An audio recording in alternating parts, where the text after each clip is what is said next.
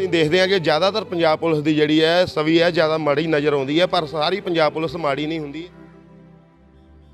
Punjab police ਦੇ ਜਵਾਨ ਵੱਲੋਂ ਜਿਹੜੀ ਹੈ ਕਿ ਅਪਾਹਿਜ ਵੀਰ ਦੀ ਮਦਦ ਕੀਤੀ ਜਾ ਰਹੀ ਹੈ। ਥਾਣੇ ਤੋਂ ਬਾਹਰ ਨਿਕਲਦਿਆਂ ਸਾਰ ਹੀ ਇਹ ਵੀ ਛੋਟਾ ਜਿਹਾ ਖਿਡੌਣੇ ਵੇਚਦਾ ਸੀਗਾ, ਲੇਕਿਨ ਇੱਕ ਲੱਤ ਨਹੀਂ ਸੀ ਹੈਗੀ, ਇੱਕ ਪੈਰ ਵੀ ਜਿਹੜਾ ਡੈਮੇਜ ਸੀ, ਪੱਟੀ ਲਪੇਟੀ ਹੋਈ ਸੀ।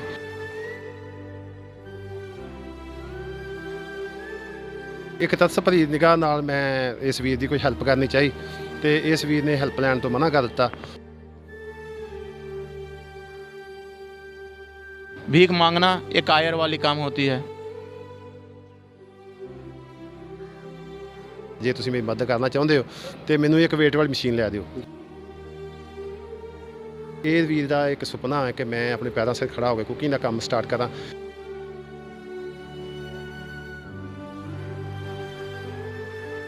ਜੇ ਵੀਰ ਆਪਣੇ ਇਹਦੀ ਲੱਤ ਲੱਗ ਜਾਂਦੀ, ਆਪਣੇ ਪੈਰਾਂ ਸਿਰ ਖੜਾ ਹੋ ਜਾਂਦਾ ਤੇ ਇਹਦੀ ਕੁਕਿੰਗ ਖੋਲ੍ਹਣ ਦੇ ਵਿੱਚ ਵੀ ਆਪਾਂ ਇਹਦੀ ਹੈਲਪ ਕਰਾਂਗੇ।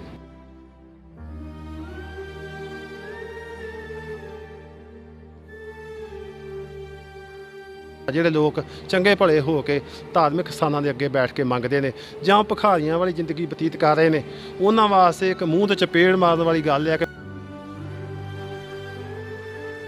पंजाब से हम घर जा रहे थे, घर से 2 स्टेशन पहले हमारा हादसा हुआ था, हम ट्रेन से नीचे गिर गए थे। हमारा एक पैर डैमेज हो गया था, ये नस फट गई थी यहाँ से, ये पैर डॉक्टर का गलत डिसीजन था कि हमारा पैर काट दिया।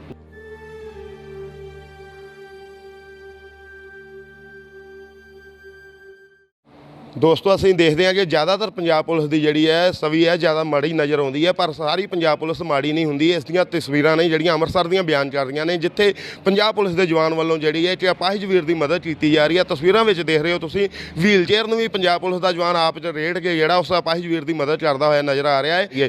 ਤਸਵੀਰਾਂ ਮੈਂ ਦਿਖਾ ਦਿੰਦਾ ਪਹਿਲਾਂ ਉਸ ਅਪਾਹਿਜ ਵੀਰ ਦੀਆਂ, ਜਿਸ ਦੀਆਂ ਰੇਲ ਹਾਦਸੇ ਦੇ ਵਿੱਚ ਦੋਨੋਂ ਲੱਤਾਂ ਜਿਹੜੀਆਂ ਨੇ ਜਵਾਤੀਆਂ ਨੇ, ਪਰ ਉਹ ਅਪਾਹਿਜ ਵੀਰ ਜਿਹੜਾ ਹੌਸਲੇ ਉਸ ਦੇ ਬੁਲੰਦ ਨੇ ਅਤੇ ਮਿਹਨਤ ਨੂੰ ਤਰਜੀਹ ਦੇ ਰਿਹਾ। ਤਾਂ ਉਸ ਮਿਹਨਤ ਨੂੰ ਤਰਜੀਹ ਦਿੰਦੇ ਨੂੰ ਦੇਖਦਿਆਂ ਹੋਇਆਂ ASI ਦਲਜੀਤ ਸਿੰਘ ਵੱਲੋਂ ਜਿਹੜੀ ਹੈ ਉਸ ਦੀ ਮਦਦ ਕੀਤੀ ਜਾ ਰਹੀ ਹੈ। ASI ਦਲਜੀਤ ਸਿੰਘ ਜਿਹੜੇ ਕਿ ਹਮੇਸ਼ਾ ਹੀ ਲੋੜਵੰਦ ਪਰਿਵਾਰਾਂ ਦੀ ਮਦਦ ਵਾਸਤੇ ਸਾਹਮਣੇ ਆਉਂਦੇ ਨੇ। ਸੋ ASI ਦਲਜੀਤ ਸਿੰਘ ਸਾਡੇ ਨਾਲ ਮੌਜੂਦ ਨੇ, ਗੱਲਬਾਤ ਜ਼ਰੂਰ ਕਰਾਂਗੇ ਵੀਰ ਜੀ ਨਾਲ। ਪਹਿਲਾਂ ਤਾਂ ਬਹੁਤ ਬਹੁਤ ਸਵਾਗਤ ਹੈ ਜੀ। ਬਹੁਤ ਬਹੁਤ ਧੰਨਵਾਦ ਜੀ। ਦਲਜੀਤ ਭਾਜੀ, ਮੈਨੂੰ ਇਹ ਦੱਸੋ, ਇਸ ਵੀਰ ਦੀ ਮਦਦ ਵਾਸਤੇ ਤੁਸੀਂ ਸਾਹਮਣੇ ਆਏ ਹੋ, ਕਿਵੇਂ ਰਾਬਤਾ ਹੋਇਆ ਸੀ ਵੀਰ ਨਾਲ ਤੇ ਕਿਵੇਂ ਤੁਹਾਨੂੰ ਪਤਾ ਚੱਲਿਆ ਕਿ ਇਸ ਨੂੰ ਮਦਦ ਦੀ ਲੋੜ ਹੈ? ਵੇਖੋ ਜੀ, ਜਦੋਂ ਅਸੀਂ ਇੱਥੇ ਡਿਊਟੀ ਜੁਆਇਨ ਕੀਤੀ ਆ ਗਲਿਆਰਾ ਪੁਲਿਸ ਸਟੇਸ਼ਨ ਵਿੱਚ, ਤੇ ਸਭ ਤੋਂ ਪਹਿਲਾਂ ਤਾਂ ਇਹੋ ਗੁਰੂ ਰਾਮਦਾਸ ਕੋ ਮੰਗੀਦਾ ਵੀ ਪਰਮਾਤਮਾ ਕੋਈ ਇਹੋ ਜਿਹੀ ਸੇਵਾ ਬਖਸ਼ੀ ਜਿਹਦੇ ਨਾਲ ਸਾਡਾ ਜਿਹੜਾ ਉਹ ਤੇਰੇ ਨਾਲ ਤਾਲਮੇਲ ਵਧਿਆ ਰਹੇ ਤੇ ਆਸ਼ੀਰਵਾਦ ਜਿਹੜਾ ਸਾਡੇ ਸਿਰ 'ਤੇ ਰਵੇ। ਤੇ ਜਦੋਂ ਥਾਣੇ ਤੋਂ ਬਾਹਰ ਨਿਕਲਦਿਆਂ ਸਾਰ ਹੀ ਇਹ ਵੀ ਛੋਟਾ ਜਿਹਾ ਖਿਡੌਣੇ ਵੇਚਦਾ ਸੀਗਾ, ਲੇਕਿਨ ਇੱਕ ਲੱਤ ਨਹੀਂ ਸੀ ਹੈਗੀ, ਇੱਕ ਪੈਰ ਵੀ ਜਿਹੜਾ ਡੈਮੇਜ ਸੀ, ਪੱਟੀ ਲਪੇਟੀ ਹੋਈ ਸੀ, ਤੇ ਵੀਲ ਚੇਅਰ ਦੇ ਉੱਪਰ ਬਹਿ ਕੇ ਤੇ ਸੱਜੇ ਖੱਬੇ ਜਾਂਦਾ ਸੀਗਾ। ਤੇ ਇੱਕ ਤਰਸ ਭਰੀ ਨਿਗਾਹ ਨਾਲ ਮੈਂ ਇਸ ਵੀਰ ਦੀ ਕੋਈ ਹੈਲਪ ਕਰਨੀ ਚਾਹੀ ਤੇ ਇਸ ਵੀਰ ਨੇ ਹੈਲਪ ਲੈਣ ਤੋਂ ਮਨਾ ਕਰ ਦਿੱਤਾ ਵੀ ਭਾਈ ਸਾਹਿਬ, ਮੈਂ ਕੋਈ ਹੈਲਪ ਜਾਂ ਮੈਂ ਭੀਖ ਨਹੀਂ ਲੈਣਾ ਚਾਹੁੰਦਾ, ਮੈਂ ਆਪਣੀ ਜ਼ਿੰਦਗੀ ਮੈਂ ਆਪ ਜੀਵਾਂਗਾ, ਮੈਂ ਆਪਣੇ ਪੈਰਾਂ ਸਿਰ ਖੜਾ ਹੋਣਾ ਚਾਹੁੰਦਾ।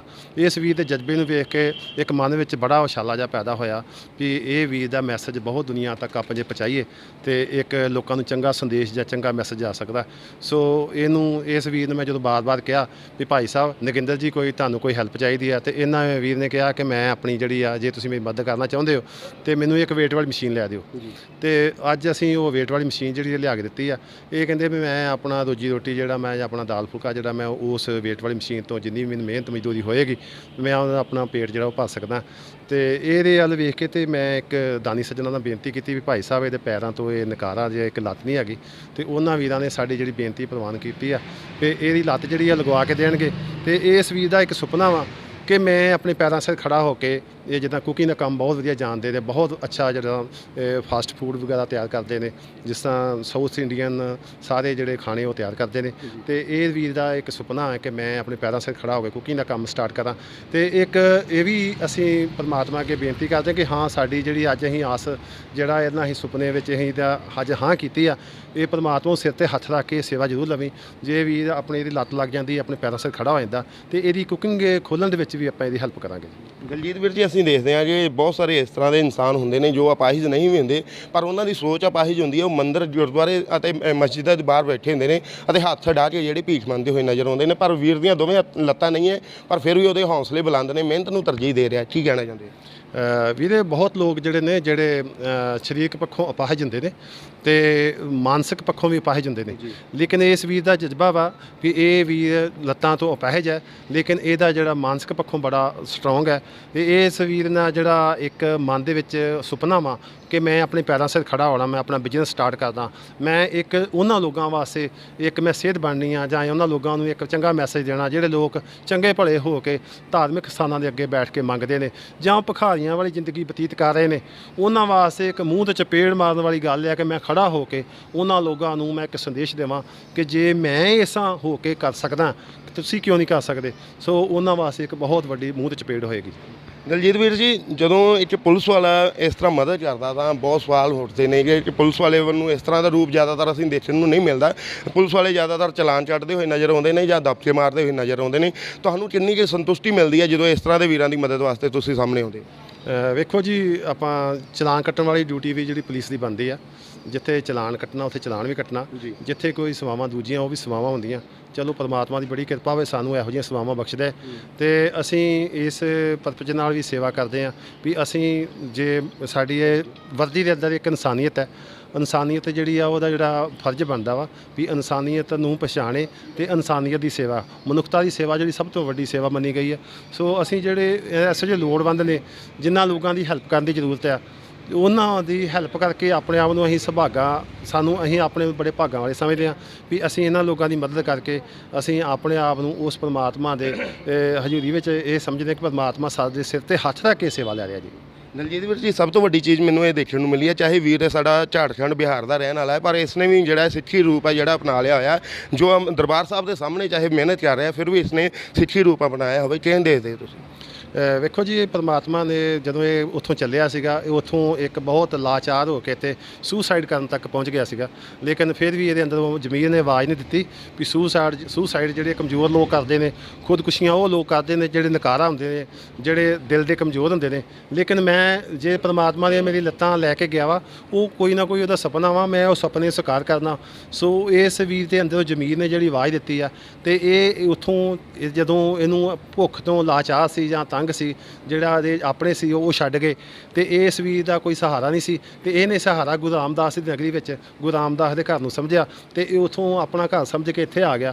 ਤੇ ਅੱਜ ਇਹ ਇੱਥੇ ਵੇਖੋ ਕਿੰਨੇ ਜਿਹੜੇ ਸੇਵਾ ਕਰਨ ਦੀ ਭਾਵਨਾ ਰੱਖਦੇ ਨੇ, ਉਹ ਜਦੋਂ ਆਉਂਦੇ ਜਾਂਦੇ ਵੇਖਦੇ ਨੇ ਤੇ ਉਹ ਇਹਦੇ ਵਾਲੇ ਵੇਖਦੇ ਨੇ ਵੀ ਭਾਈ ਸਾਹਿਬ ਸਾਨੂੰ ਕੋਈ ਸੇਵਾ ਦਾ ਮੌਕਾ ਦੇਵੇ, ਅਸੀਂ ਇਹਦੇ ਕੋਲ ਸੇਵਾ ਮਤਲਬ ਕਿ ਅਸੀਂ ਸੇਵਾ ਕਰਕੇ ਤੇ ਬੜੇ ਭਾਗਾਂ ਵਾਲੇ ਬਣਾਂਗੇ। ਲੇਕਿਨ ਇਹ ਵੀਰ ਹੈ, ਇਹਦਾ ਹੌਸਲਾ ਜਿਹੜਾ ਵਾ ਇਹ ਕਹਿੰਦਾ ਕਿ ਭਾਈ ਸਾਹਿਬ ਮੈਂ ਤੁਹਾਡੇ ਕੋਲ ਸੇਵਾ ਨਹੀਂ ਲੈਣੀ, ਮੇਰੀ ਜੇ ਤੁਸੀਂ ਸੇਵਾ ਕਰਨੀ ਆ ਤੇ ਮੇਰੀ ਤੁਸੀਂ ਇਹੋ ਜਿਹੀ ਸੇਵਾ ਕਰੋ ਕਿ ਜਿਹਦੇ ਨਾਲ ਮੈਂ ਦੂਜੇ ਲੋਕਾਂ ਨੂੰ ਕੋਈ ਸੇਧ ਮਿਲੇ ਕਿ ਦੂਜੇ ਲੋਕ ਜਿਹੜੀ ਭੀਖ ਨਾ ਮੰਗਣ। ਦਲਜੀਤ ਭਾਅ ਜੀ, ਭਾਰ ਤੋਲਣ ਵਾਲੀ ਜਿਹੜੀ ਮਸ਼ੀਨ ਤੁਸੀਂ ਦਿੱਤੀ ਹੈ, ਚਾਹੇ ਉਹ ਬਹੁਤ ਛੋਟੀ ਅਮਾਊਂਟ ਦੀ ਆਉਂਦੀ ਹੈ ਲੇਕਿਨ ਬਹੁਤ ਸੇਧ ਵੀ ਦਿੰਦੀ ਹੈ ਕਿ ਅਸੀਂ ਮਿਹਨਤ ਨੂੰ ਤਰਜੀਹ ਦੇਣੀ ਹੈ ਤਾਂ ਛੋਟੇ ਬਿਜ਼ਨਸ ਤੋਂ ਵੀ ਅਸੀਂ ਆਪਣਾ ਪਰਿਵਾਰ ਜਾਂ ਆਪਣਾ ਢਿੱਡ ਭਰ ਸਕਦੇ ਹਾਂ। ਤੇ ਵੀਰ ਜੀ, ਅਸੀਂ ਲੱਤ ਲਵਾਉਣ 'ਤੇ ਕਿੰਨੇ ਕੁ ਪੈਸੇ ਲਾਉਣ ਦੀ ਜ਼ਰੂਰਤ ਹੈ? ਜਿਹੜੀ ਡੁਪਲੀਕੇਟ ਲੱਤ ਲੱਗਣੀ ਹੈ ਕਿੰਨੇ ਕੁ ਪੈਸੇ ਦਾ ਖਰਚਾ? ਵੇਖੋ ਜੀ, ਕਈ ਥਾਂ 'ਤੇ ਇਹ ਜਿਹੜੀ ਸੇਵਾ ਇਹ ਫ੍ਰੀ ਵੀ ਚੱਲਦੀ ਆ ਤੇ ਇਹ ਸੇਵਾਵਾਂ ਜਿਹੜੀਆਂ ਵਾ ਬਹੁਤ ਥਾਵਾਂ 'ਤੇ ਇਹੋ ਜਿਹੀਆਂ ਫ੍ਰੀ ਸੇਵਾਵਾਂ ਚੱਲਦੀਆਂ ਜਿਨ੍ਹਾਂ ਨੂੰ ਸਾਨੂੰ ਨੌਲੇਜ ਘੱਟ ਹੈ। ਲੁਧਿਆਣੇ ਵਿੱਚ ਵੀ ਇਹ ਸੇਵਾਵਾਂ ਜਿਹੜੀਆਂ ਫ੍ਰੀ ਨੇ, ਲੇਕਿਨ ਉਹ ਜਿਹੜੀ ਉਹ ਪਲਾਸਟਿਕ ਲੱਤ ਲਗਾਉਂਦੀ ਉਹ ਕਈ ਜਿਹੜੀਆਂ ਪਲਾਸਟਿਕ ਲੱਤਾਂ ਵਾ ਉਹ ਜਿਹੜੀਆਂ ਉਹ ਐਕਸੈਪਟ ਨਹੀਂ ਕਰ ਪਾਉਂਦੇ, ਉਹਦੇ ਨਾਲ ਜਿਹੜੀ ਉਹ ਸਾਈਡ ਇਫੈਕਟ ਹੋ ਜਾਂਦਾ ਤੇ ਇਹਨੂੰ ਜਿਹੜੀ ਲੱਤ ਜਿਹੜੀ ਉਹ ਕੋਸਟਲੀ ਲੱਗੇਗੀ, ਜਿਹਨੂੰ ਮਤਲਬ ਕਿ 70-80 ਹਜ਼ਾਰ ਤੋਂ ਲੈ ਕੇ 1.25 ਲੱਖ ਰੁਪਏ ਦਾ ਖਰਚਾ ਵਾ। ਉਹ ਲੱਤ ਜਿਹੜੀ ਉਹ ਲੱਗ ਜਾਏਗੀ ਤੇ ਇਹ ਬੰਦਾ ਆਪਣੇ ਪੈਰਾਂ ਸਿਰ ਖੜਾ ਹੋ ਜਾਏਗਾ। ਇਹ ਚੱਲਦਿਆਂ ਇਹ ਪਤਾ ਨਹੀਂ ਲੱਗੇਗਾ ਕਿ ਬੰਦੇ ਦਾ ਕੋਈ ਐਕਸੀਡੈਂਟ ਹੋਇਆ ਜਾਂ ਇਹ ਲੱਤ ਜਿਹੜੀ ਦੂਸਰੀ ਲੱਗੀ ਹੋਈ ਹੈ। ਇੱਕ ਇਹਦਾ ਪੈਰ ਜਿਹੜਾ ਲੱਗਣਾ ਦੂਸਰਾ ਉਹ ਵੀ ਬੂਟ ਬਣ ਕੇ ਸਪੈਸ਼ਲ ਲੱਗੇਗਾ। ਇਹਨੂੰ ਉੱਥੇ ਜਾਣਾ ਪਏਗਾ ਤੇ ਉਹਦਾ ਸਾਈਜ਼ ਲੈ ਕੇ 2 ਦਿਨ ਰੱਖ ਕੇ ਇਹਨੂੰ ਤੇ ਉਹਦੀ ਲੱਤ ਵਗੈਰਾ ਲਗਾ ਕੇ ਦੇਣਗੇ, ਜਾਂ ਇੱਥੋਂ ਲੱਗ ਜਾਏਗਾ ਜਾਂ ਹਰਿਦੁਆਰ ਤੋਂ ਲੱਗ ਜਾਏਗੀ। ਇਹ ਸੇਵਾਵਾਂ ਜਿਹੜੀਆਂ ਵਾ ਇਹ 20 ਤੋਂ 22 ਲੋਕਾਂ ਦੀ ਅੱਗੇ ਸੇਵਾਵਾਂ ਹੋ ਚੁੱਕੀਆਂ ਨੇ ਤੇ ਜੇ ਪਰਮਾਤਮਾ ਨੇ ਚਾਹਿਆ ਤੇ ਹੋ ਸਕਦਾ ਇਹਦੀ ਸੇਵਾ ਜਿਹੜੀ ਸਾਡੇ ਆਉਣ ਵਾਲੇ ਦਿਨਾਂ ਦੇ ਵਿੱਚ ਤੁਸੀਂ ਇਸ ਦੀ ਸੇਵਾਵਾਂ ਜ਼ਰੂਰ ਦਿਓਗੇ ਕਿ ਇਸ ਦੀ ਲੱਤ ਹੈ ਜਿਹੜੀ ਡੁਪਲੀਕੇਟ ਲਵਾਈ ਜਾਏਗੀ? ਹਾਂਜੀ, ਲੱਤ ਜ਼ਰੂਰ ਲਵਾਈ ਜਾਏਗੀ। ਇਹ ਗੁਰੂ ਰਾਮਦਾਸ ਦੇ ਉਹ ਸਾਡੇ ਸਿਰ ਤੇ ਹੱਥ ਤੱਕ ਇਹ ਸੇਵਾ ਜ਼ਰੂਰ ਲੈਣਗੇ। ਬਹੁਤ ਬਹੁਤ ਧੰਨਵਾਦ ਹੈ ਜੀ ਤੁਹਾਡਾ। ਸੋ ਵੀਰ ਨਾਲ ਵੀ ਗੱਲਬਾਤ ਜ਼ਰੂਰ ਕਰਾਂਗੇ। ਇਸ ਵੀਰ ਨਾਲ ਅਪਾਹਿਜ ਵੀਰ ਹੈ ਪਰ ਜਿਹੜੀ ਸੋਚ ਅਪਾਹਿਜ ਨਹੀਂ ਹੈ, ਮਿਹਨਤ ਨੂੰ ਤਰਜੀਹ ਦੇ ਰਿਹਾ। ਚਾਹੇ ਬਿਹਾਰ ਦਾ ਰਹਿਣ ਵਾਲਾ ਹੈ ਫਿਰ ਵੀ ਜਿਹੜਾ ਦਰਬਾਰ ਸਾਹਿਬ ਆ ਕੇ ਜਿਹੜੀ ਹੈ ਮਿਹਨਤ ਨੂੰ ਤਰਜੀਹ ਦਿੰਦਿਆਂ ਹੋਇਆ ਇਸਨੇ ਜਿਹੜਾ ਸਿੱਖੀ ਸਰੂਪ ਜਿਹੜਾ ਅਪਣਾ ਲਿਆ ਹੋਇਆ ਹੈ। ਸੋ ਇੱਥੇ ਕਿੰਨੇ ਚਿਰ ਤੋਂ ਆਇਆ, ਕਿਸ ਤਰ੍ਹਾਂ ਹਾਦਸਾ ਆਇਆ, ਸੋ ਗੱਲਬਾਤ ਜ਼ਰੂਰ ਕਰਦੇ ਵੀਰ जी ਦਾ। क्या नाम है सर आपका? नागेंद्र कुमार साहू, उम्र कितनी है? 26 साल, तो रहने वाले कहाँ के? झारखंड। तो ये बताइए हुआ क्या था आपके साथ? ये हमारा ट्रेन हादसा हुआ था। पंजाब से हम घर जा रहे थे, घर से 2 स्टेशन पहले हमारा हादसा हुआ था। हम ट्रेन से नीचे गिर गए थे, हमारा एक पैर डैमेज हो गया था, ये नस फट गई थी यहाँ से। ये पैर डॉक्टर का गलत डिसीजन था, हमारा पैर काट दिया। दूसरा पैर हमारा डैमेज हो गया था तो हमें वहाँ पे इलाज कोई नहीं कराएं। हमें वहाँ के डॉक्टर जो हैं वो डॉक्टर हमारे इलाज किए, हमारे सारे कॉस्टली इलाज किए। वो बेचारा जो भी डॉक्टर है हम उनको धन्यवाद करना चाहते हैं, वो हमारे सारे कॉस्टली इलाज किए। सारे अपने पैसा से इलाज कर रहे हैं हमें। वो 8 महीना ट्रीटमेंट किया, उसके बाद 8 महीने के बाद हमें डिस्चार्ज हुए। तो मुझे ये बताइए, श्री दरबार साहब आने का स्वप्न कैसे बना, कैसे सोचा, आपके मन में कैसे आया कि वहाँ? फिलहाल हम इधर कुछ काम से इधर आए थे, कुकिंग काम करते थे। तो पहले हम माथा टेक के इथे गए थे, इथे माथा टेक के गए थे। तो माथा टेकने के बाद हमें पता था कि हम वहाँ पे जाएंगे तो कोई भी काम करके, कोई भी बिजनेस करके जी लेंगे। तो हम फिर से रिटर्न इथे आए अमृतसर, और इथे आने के बाद हम एक दिन माथा टेके, पूरा पचकर्मा उचकर्मा करके गुरु रामदास जी का माथा टेकने के बाद हम सुबह खिलौना उठा लिए। खिलौना उठा के हम चौक के नीचे बैठ के खिलौना बेचने लगे, और वो अभी तक हम चौक के नीचे बैठ के खिलौना ही बेचते हैं। तो मुझे ये बताइए, हम देख रहे हैं कि आपने जो है दाढ़ी भी बढ़ा ली है और सिर पे परना भी सजा लिया है, कैसे जहन में आया कि सरदार बनना है? क्योंकि हम माथा टेकने बाहर से माथा पर डे टेकते हैं जी। सुबह हम 9-10 बजे माथा टेकने पर डे जाएंगे, तो हम देखे सारे कोई परना बांध के, पग बांध के माथा टेकते हैं, तो हम क्यों नहीं बांधे? तो हमें मन में ख्याल आया, जब हम इस जगह पे, हम इस धर्म पे हैं, तो हम क्यों नहीं इसे अपना ले।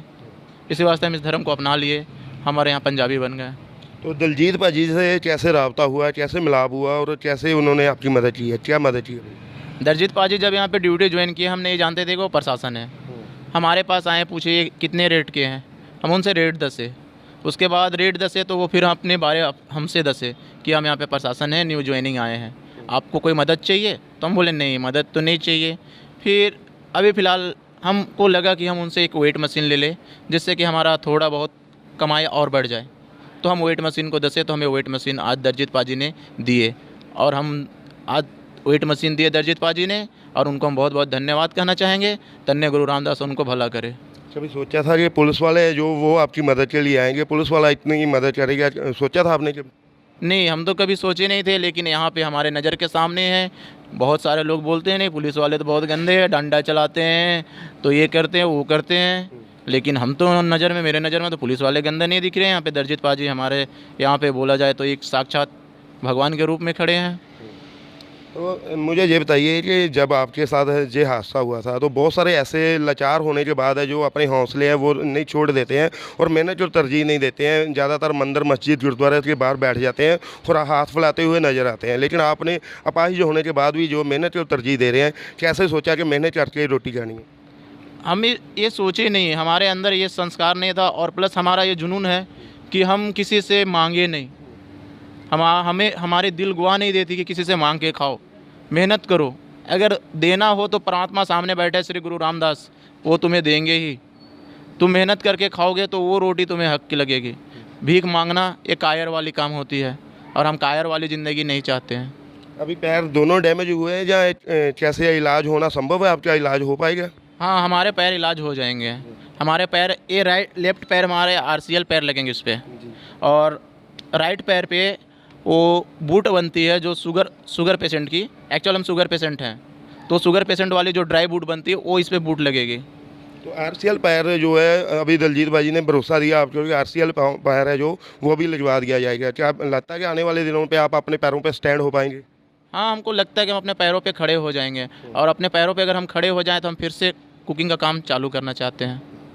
ਸੋ ਠੀਕ ਹੈ ਜੀ, ਇਹ ਵੀਰ ਅਪਾਹਿਜ ਜ਼ਰੂਰ ਹੈ ਤਾਂ ਸੋਚ ਅਪਾਹਿਜ ਨਹੀਂ ਸੀ। ਸੋ ਇਹਨਾਂ ਵੱਲ ਦੇਖਦਿਆਂ ਹੋਇਆਂ ਐਸਆਈ ਦਲਜੀਤ ਸਿੰਘ ਜਿਹੜੇ ਕਿ ਹਮੇਸ਼ਾ ਹੀ ਸਮਾਜ ਸੇਵੀ ਕੰਮਾਂ ਨੂੰ ਪਹਿਲ ਦਿੰਦੇ ਨੇ, ਉਹਨਾਂ ਨੇ ਫਿਰ ਇੱਕ ਵਾਰੀ ਦਰਿਆ ਦਿਲੀ ਦਿਖਾਉਂਦੇ ਹੋਏ ਵੀਰ ਦੀ ਮਦਦ ਵਾਸਤੇ ਸਾਹਮਣੇ ਆਏ ਨੇ। ਜਿੱਥੇ ਉਹਨਾਂ ਨੇ ਭਾਰ ਤੋਲਣ ਦੀ ਮਸ਼ੀਨ ਦਿੱਤੀ ਹੈ, ਉੱਥੇ ਹੀ ਉਹਨਾਂ ਨੇ ਭਰੋਸਾ ਦਿੱਤਾ ਜੇ ਆਉਣ ਵਾਲੇ ਦਿਨਾਂ ਦੇ ਵਿੱਚ RCL ਪੈਰ ਜਿਹੜਾ ਕਿ ਡੁਪਲੀਕੇਟ ਪੈਰ ਹੁੰਦਾ ਉਹ ਵੀ ਇਸ ਵੀਰ ਦਾ ਲਾਇਆ ਜਾਏਗਾ, ਜਿਸ ਨਾਲ ਉਹ ਫਿਰ ਤੋਂ ਆਪਣੇ ਪੈਰਾਂ 'ਤੇ ਖੜਾ ਹੋ ਕੇ ਫਿਰ ਤੋਂ ਆਪਣੇ ਜਿਹੜੇ ਸੁਪਨਿਆਂ ਨੂੰ ਬੂਰ ਪਾ ਪਾਏਗਾ। ਸੋ ਮੈਨੂੰ ਦਿਓ ਇਜਾਜ਼ਤ, ਮੈਂ ਹਾਂ ਤੁਹਾਡਾ ਦੋਸਤ ਧਰਮਵੀਰ ਗਿੱਲ ਲਾਲੀ।